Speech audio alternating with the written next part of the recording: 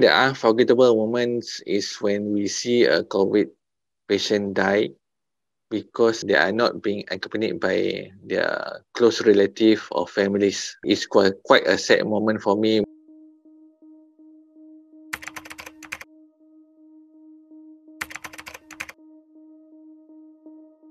I still remember one of my patients who was quite elderly. When he came to us, he was quite severe.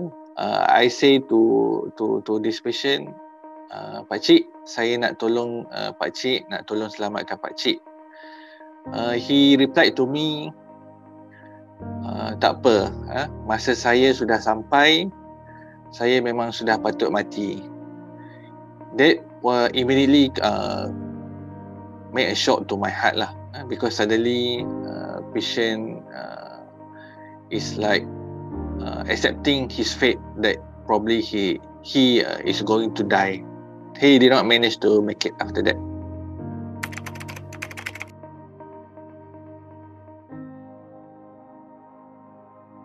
For COVID-19 patient, there are lots of patients who are quite unstable. Sometimes they need to be put asleep and put on ventilator, on breathing supports. The majority of the patients in our ICU are elderly, but there are also some numbers, small numbers of young patients who are quite severe. For this patient, we do video calls with their families to update. Family support is quite important in recovery of patients from illness. But obviously in COVID, visitors are not allowed. So I think video calls do help in recovery of the patients.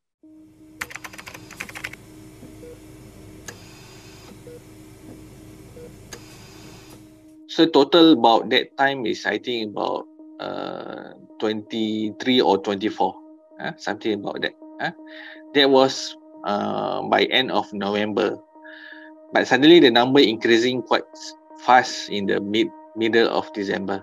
In one day, we need about suddenly 2 to 3 beds more to cater more patients for every day. So we are quite worried because in terms of manpower, we are during that time we are not able to cope. But luckily, KKM is sending more manpower to help us, and also in terms of a number of nurses also quite short, because sometimes nurses also need to be quarantined either because they are unwell or they have contact with COVID-19 patient. By the end of my attachment, I think I do manage about almost 20 patients of COVID-19 who are critically ill in our ICU.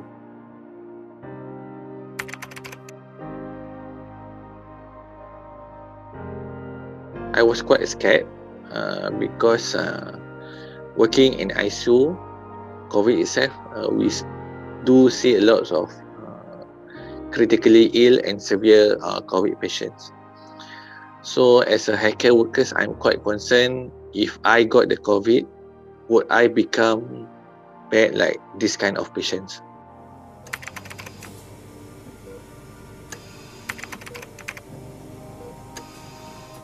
If the numbers of COVID cases still going up, I'm afraid our healthcare system is not being able to cope anymore. I'm afraid sooner or later we might become a country like Italy, where patients are left to die in the street because there are not enough doctors and nurses and healthcare to cope for this patient. As a person, even if you do not get severe COVID, but you might infect your families, probably your parents or your young kids, and sometimes they can die because of the COVID. So I strongly advise the people to follow SOPs and not to go up unnecessarily.